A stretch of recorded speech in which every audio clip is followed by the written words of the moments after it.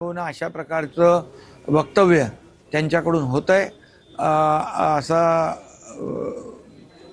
आणि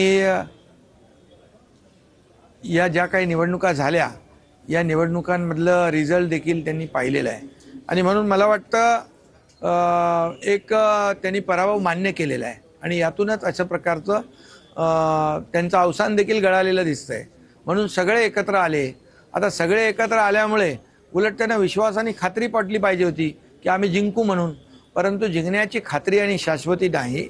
महायुती 100% जिंकणार याचा विश्वास त्यांना निर्माण झालेला आहे आणि म्हणून अशा प्रकारची त्यांची मागणी त्यांनी मांडलेली आहे। साहेब, निवडणूक आयोग हा 3 पक्षांसाठी काम करतोय असं एक स्टेटमेंट राज ठाकरे यांनी केलं आहे। बघा, निवडणूक आयोग जेव्हा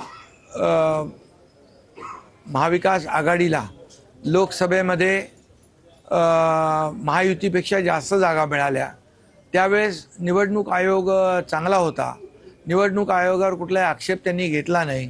जेव्हा त्यांना निवडणुकीमध्ये यश मिळतं आणि जेव्हा ते जिंकतात त्यावेळेस मात्र निवडणूक आयोग पण चांगला असतो, EVM मशीन पण चांगली असते, सगळंच चांगलं असतं आणि जेव्हा त्यावेळेस मात्र निवडणूक आयोगाला दोष देण्याचं काम ते करत असतात। आणि खऱ्या अर्थाने जे काही तुम्ही म्हणाले बॅलेट पेपरचा विषय, तर हे EVM मशीनची प्रक्रिया जी आहे ही काँग्रेसच्या काळामध्ये सुरू झालेली आहे। ही आमच्या महायुतीच्या काळात किंवा NDAच्या काळात सुरू झालेली नाही।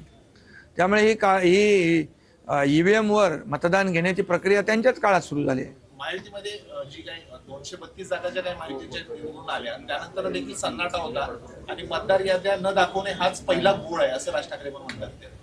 सन्नाटा कुठं आमच्याकडे आहे त्यांच्याकडे आहे? मी तर म्हणालो ना की एकदम कन्फ्यूज झालेले आहे सगळे लोक। एवढे लोक एकत्र येतात तर त्यांच्या मनामध्ये एकदम विश्वास निर्माण झाला पाहिजे आणि जिंकण्याची खात्री पटली पाहिजे। आता निवडणुका पुढे ढकला म्हणजे त्यांना जिंकण्याची खात्री नाही आहे, पराभवाची चाहूल त्यांना लागलेली आहे, पराभव त्यांना समोर दिसू लागलेला आहे आणि त्यामुळेच अशा प्रकारचं वक्तव्य करतात। उद्धव ठाकरेंचे एक वक्तव्य आहे, लोकशाहीच्या रक्षणासाठी महाराष्ट्रातले सगळे पक्ष एकत्र आलेले आहेत आणि यामध्ये ते म्हणतात लोकशाहीच्या नावाखाली जी हुकुमशाही चालवली जाते ती आम्ही खपवून घेतली जाणार नाही।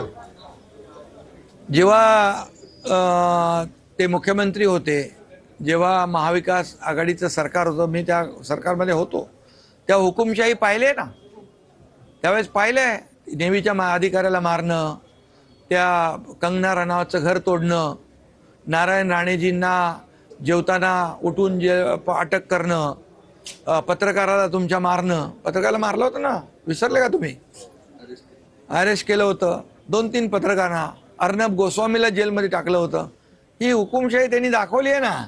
आणि लोकसभेच्या निवडणुकीनंतर त्यांची वक्तव्य जर तुम्ही पाहिली तर याला जेलमध्ये टाकणार, त्याला जेलमध्ये टाकणार, त्याला तुरुंगात टाकणार, त्याला बर्फाच्या लादीवर झोपून मारणार, ही कोणाची वक्तव्य होती?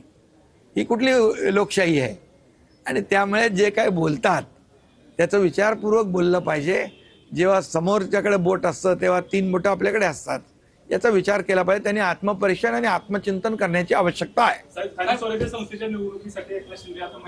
कुठल्या स्थानिक स्वराज्य संस्थेच्या निवडणुकांमध्ये महायुती पूर्ण ताकदीने उतरलेली आहे आणि जे आम्ही 2.5 वर्षामध्ये 3 वर्षामध्ये आता पुढे जे काही काम सुरू आहे हे विकासाचं, लोकाभिमुख, कल्याणकारी योजनांचं राज्य आहे। हे सर्वसामान्य लोकांचं राज्य आहे आणि या निवडणुकांमध्ये देखील आमच्या लाडक्या बहिणी पूर्णपणे या ठिकाणी विरोधकांना चारी मुंड्या चित करतील।